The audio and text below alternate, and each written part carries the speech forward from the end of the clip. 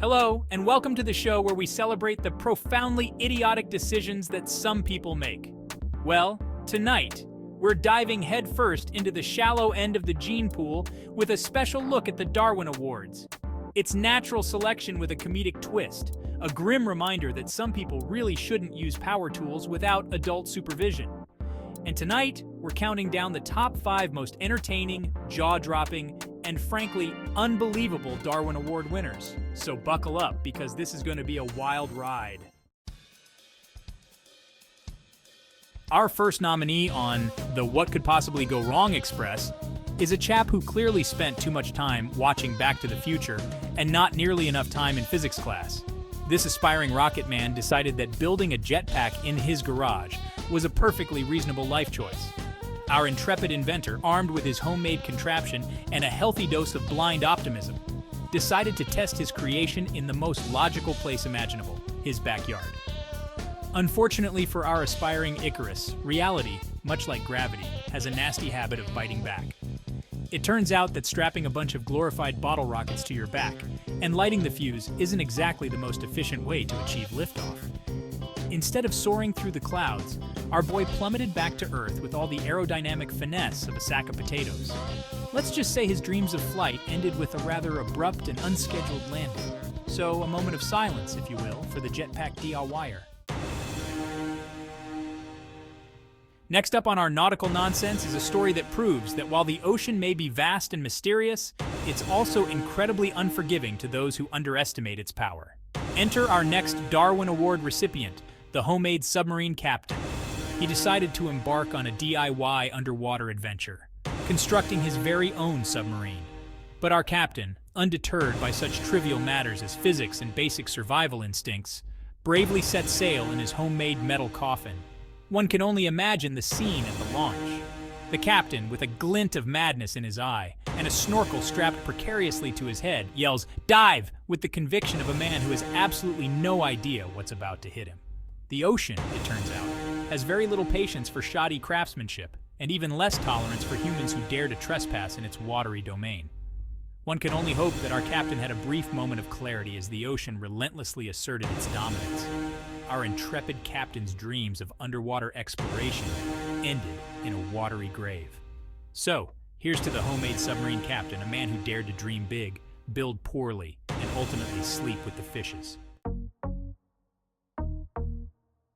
For our next act of spectacularly ill-advised showmanship, we turn our attention to the sky, or at least the general vicinity where the sky would be if it weren't for all the smoke and debris. Ladies and gentlemen, I present to you the Firework Helmet Guy. This was a man who believed that if a little bit of something is good, then a lot must be fantastic, especially when it comes to explosives. Our pyrotechnic pioneer, in a move that can only be described as what could possibly go wrong, decided to combine his love for fireworks with his apparent lack of self-preservation instincts. The result? A homemade helmet of doom, rigged to explode with the force of a small tactical nuke. What he probably didn't envision was the distinct lack of a face following his grand finale. Fireworks, much like tigers and disgruntled postal workers, are not meant to be trifled with.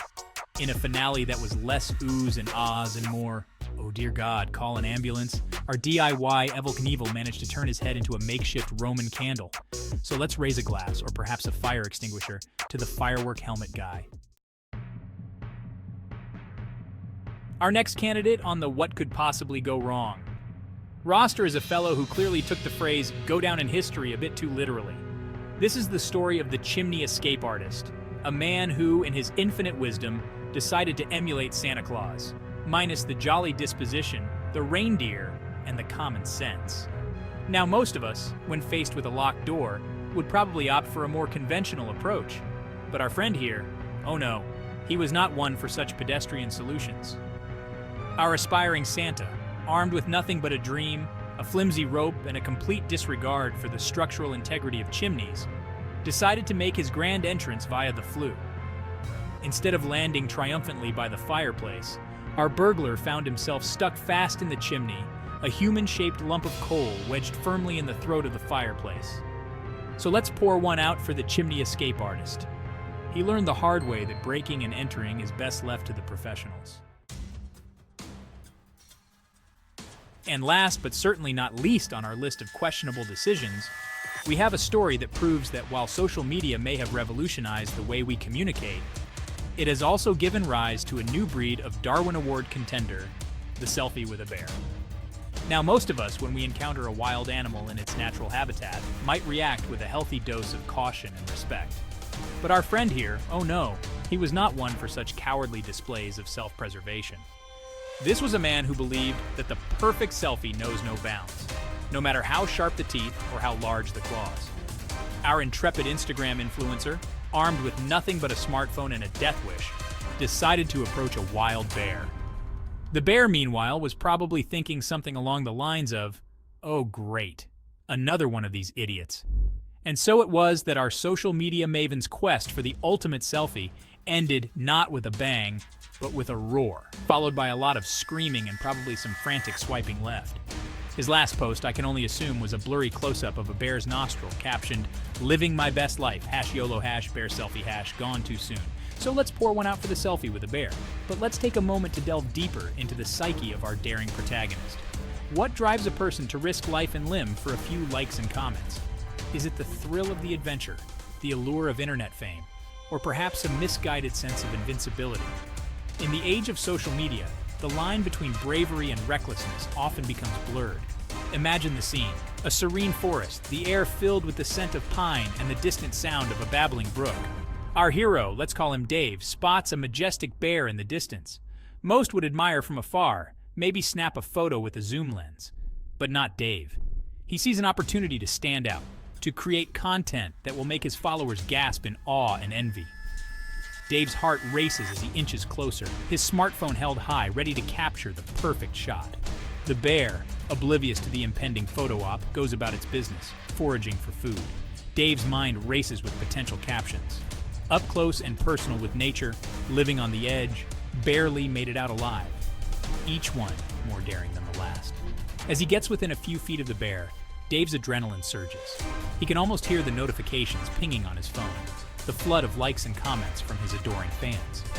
But in his quest for digital validation, he forgets one crucial thing. Bears are wild animals, unpredictable and dangerous. The bear, now aware of Dave's presence, lifts its head and sniffs the air. For a moment, time stands still. Dave, undeterred, takes a step closer, his finger hovering over the shutter button. The bear, sensing a threat, lets out a low growl. Dave's heart skips a beat, but he presses on, determined to get the shot. In a split second, the bear charges. Dave's instincts kick in, and he turns to run, but it's too late. The bear swipes at him, its massive paw knocking the phone from his hand. The screen shatters, and the last image captured is a blur of fur and teeth. Dave's dream of internet fame turns into a nightmare as he scrambles to escape. Miraculously, Dave manages to get away with just a few scratches and a bruised ego. His phone, however, is a lost cause. As he limps back to civilization, he reflects on his brush with death. Was it worth it? The likes, the comments, the fleeting moment of fame? In the grand scheme of things, probably not. But Dave's story serves as a cautionary tale for all of us. In our quest for social media glory, we must remember to respect the natural world and the creatures that inhabit it. No selfie is worth risking your life.